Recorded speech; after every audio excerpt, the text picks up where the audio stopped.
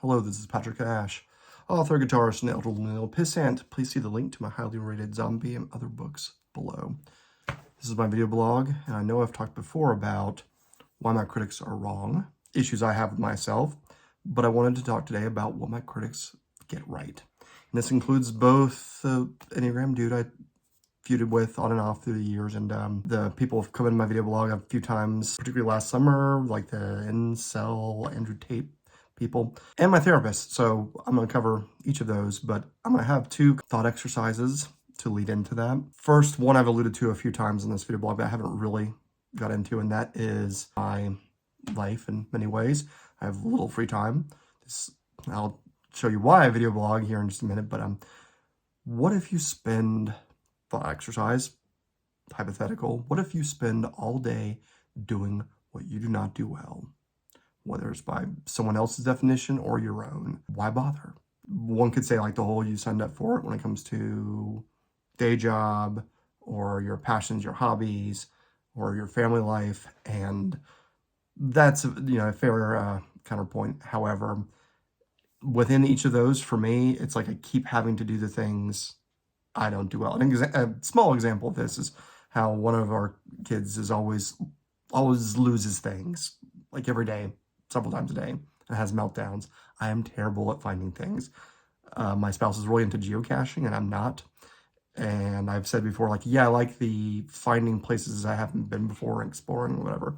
But like the trying to find a specific item that's hidden in a tree trunk or something, I'm not good at that. I don't enjoy it.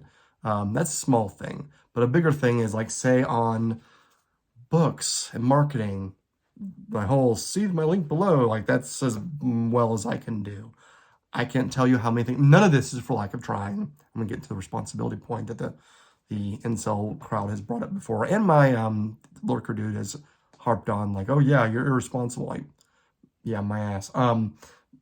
I cannot begin to list off all the different things I've tried, all the different Amazon ads, like editing them daily. I've gotten back to editing different terms, different campaigns, and I've never broken even on any of them. Even though I've followed many indie writers and indie authors, they're like, oh yeah, after you feed the data to the system for a few weeks, you'll start breaking even. Like, I haven't, or maybe like for a week or two, a few years ago, or something like that, where it's like, oh, finally a good, and it's right back to not making. And you try to do the things that sell well or work well and have good cost per click or turn clicks into sales, yada yada, ACOS and all those other things.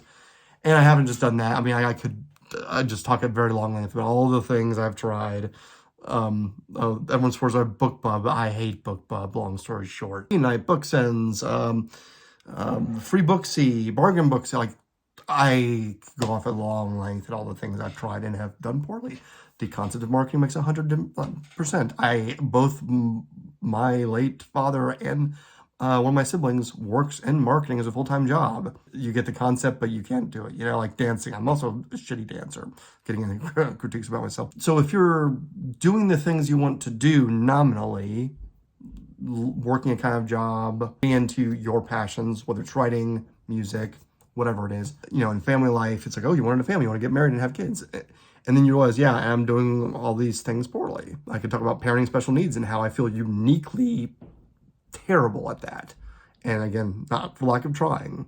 It's like I try to find ways to work it out. And every now and then there's a moment, kind of like with the book ads, where it's like, oh, that sort of worked. And then you try it again the next day and it's a failure. And then you basically learn a hell of a lot of what not to do. How would you feel? What would your self-esteem be like if you feel like you're constantly failing at everything? And the things you do well on the day job front, I used to teach research methods. I've worked in program evaluation to a limited degree right now, but I have more full-time in the past. And ways I thought, by our metrics, I'm doing very well. I'm doing this job as well as it can be done, or in teaching. God, I had very high ratings for my first semester. I did not, but all the rest of them I did, and I did for 4 years. By any measure or any feedback or however you want to quantify that, I mean, that's part of evaluation. It's like I was going above and beyond. Long story short, I can go through all this, and there are a few characters, situations inspired by, particularly in my zombie books, Autumn Queen Protocol and Winter Queen Contingency, where those antagonists who are like supposed to be on their side, but those were inspired by real life things where if there is anything I've learned, here's a little life lesson I'll advise people out there. People will argue with results. You can, whatever it is. I there's so much chapter and verse I could quote. But let me just give you one from long ago. Let's say someone says, I want you to, this wasn't me, this is an analogy, but very fitting of something I did on a data collection project.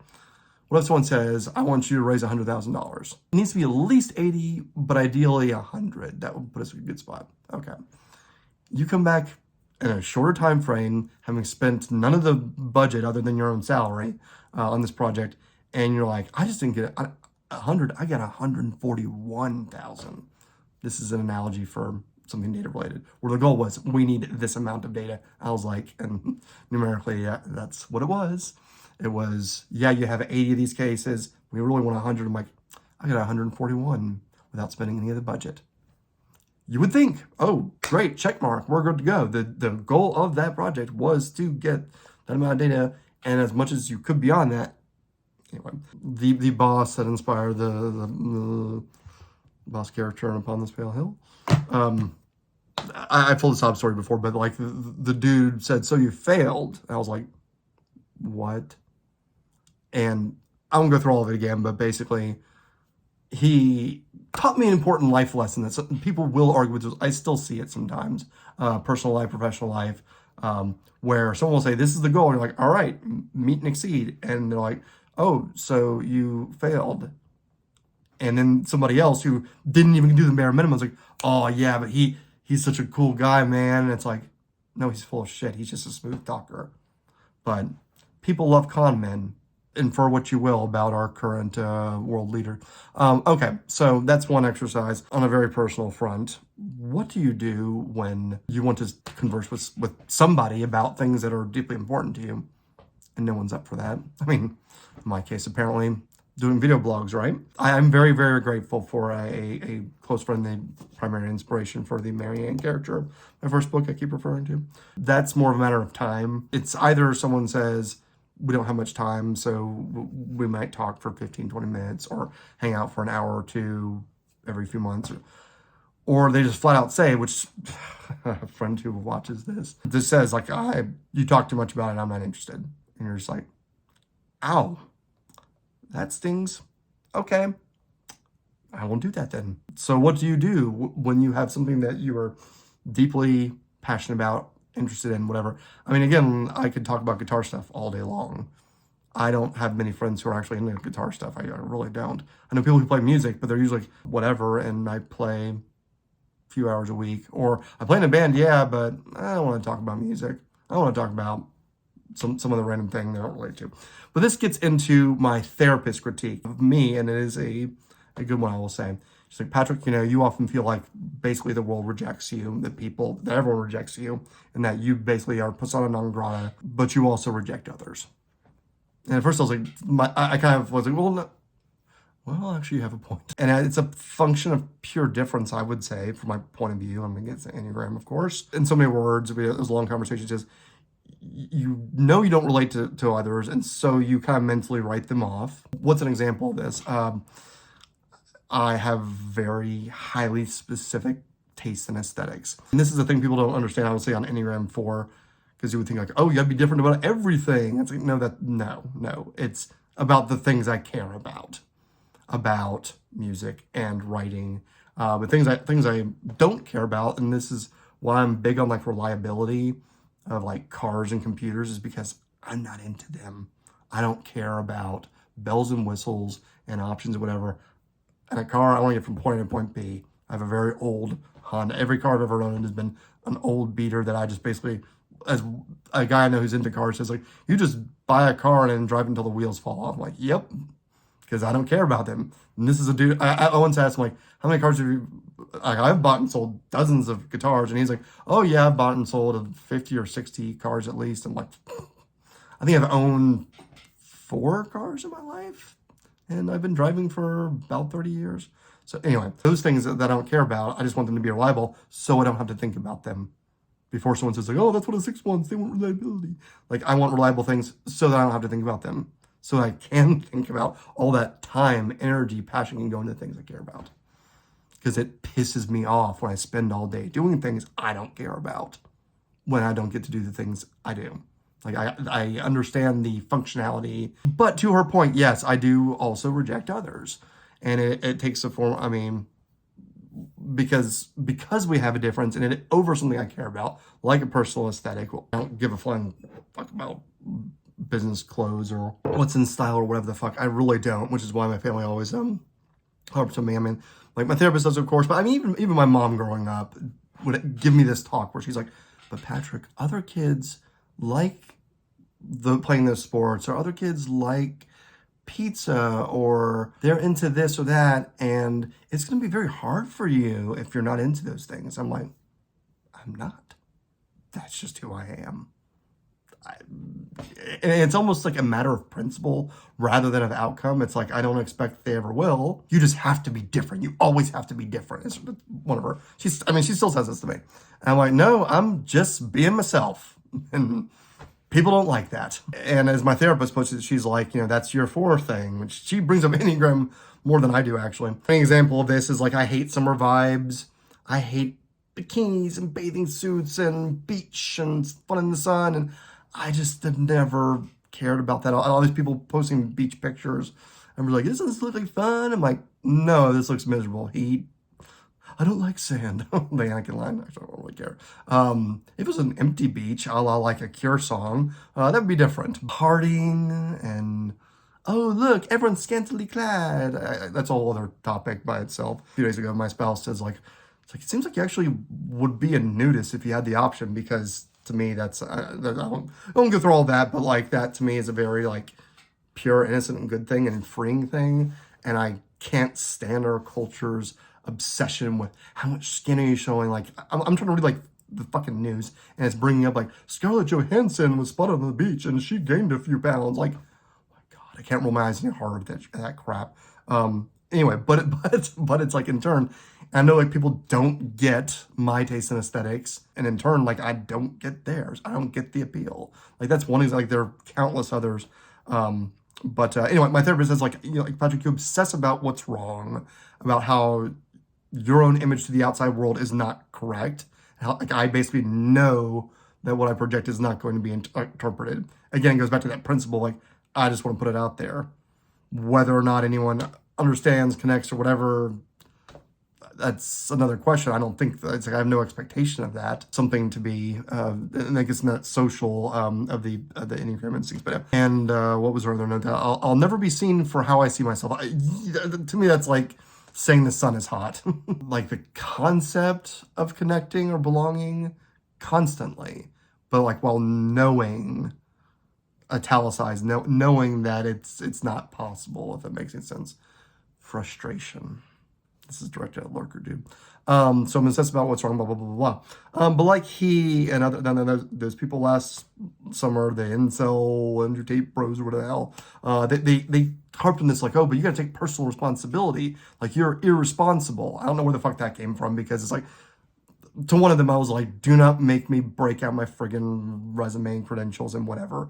Like the story of my life, that's not the issue.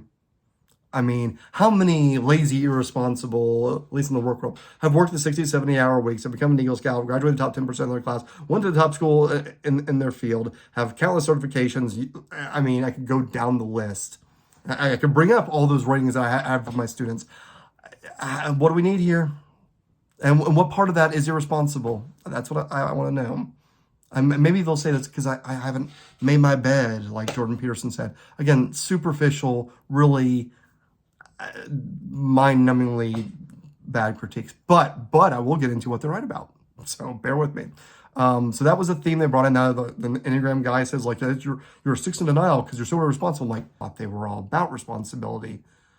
I don't know if he's trying to argue the counterphobic or whatever, but he says he doesn't believe in that in other places, but whatever. Part of why I bring this up is because I just saw it again today in an article that there was yet another millennial pushes back against the narrative. And I say it's a narrative that's actually driven by evidence, by data. But like I said earlier, people can and will argue with results. But millennials who say, stop talking about the system. This is all about personal responsibility. If you're struggling, it's all on you. You know, don't talk about what problems there are. And I'm always like, these people either can't or won't read econometric graphs. I'm like, these are systemic issues. The vast majority, like I said, when it comes to individual moral, sorry, let me make a point here that don't blame systemic issues on individual moral failings. Why? Because one of these variables, get into my researcher brain here, one of these variables is in every generation that's ever existed. Individual moral failings are a question of character in whatever context and history, from the dawn of civilization to now. Systemic problems, that's not a constant. Those come and go. Those can be improved upon in public policy and society in umpteen ways. My concentrations in grad school were nonprofit management and policy analysis. I taught research methods.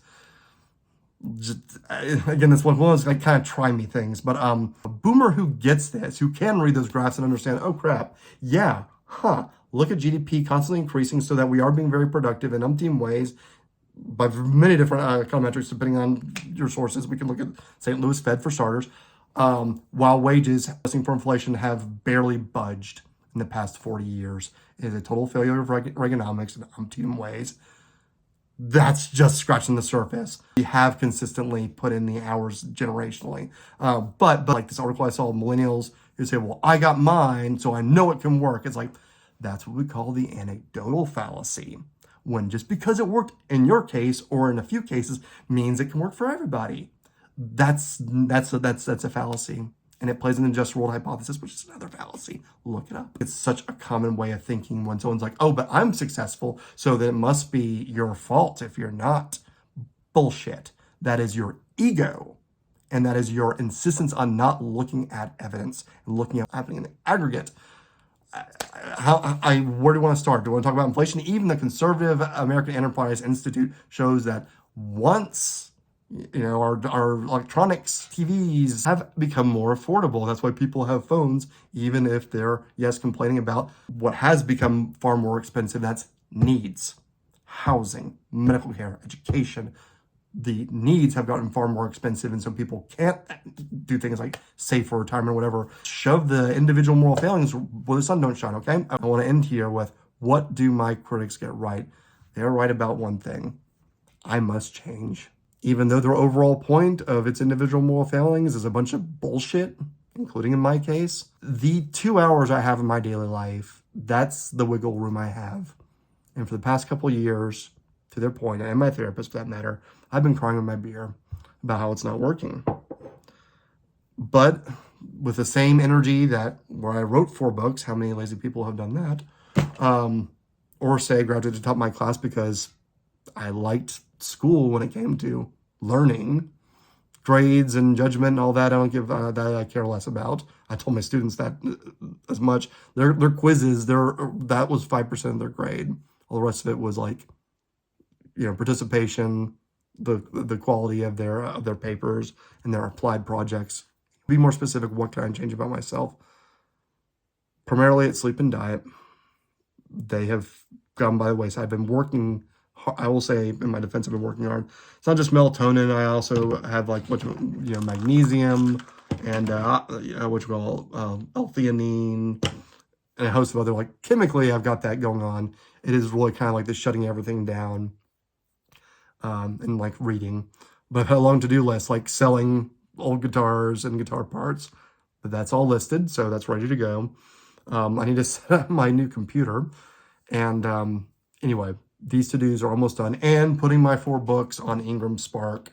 I know a lot of people consider Amazon the devil, and that's fine. So, and then that's done with that. No more things to do on the book front. Basically, make the most of my 2 hours in the day so I can get back to reading and get back to writing and get back to martial arts and swimming if I can, to actually be in good shape. Do that along with changing my diet. Again, they're right about that. I am at the highest weight I've been in my life, and I don't like the way it feels.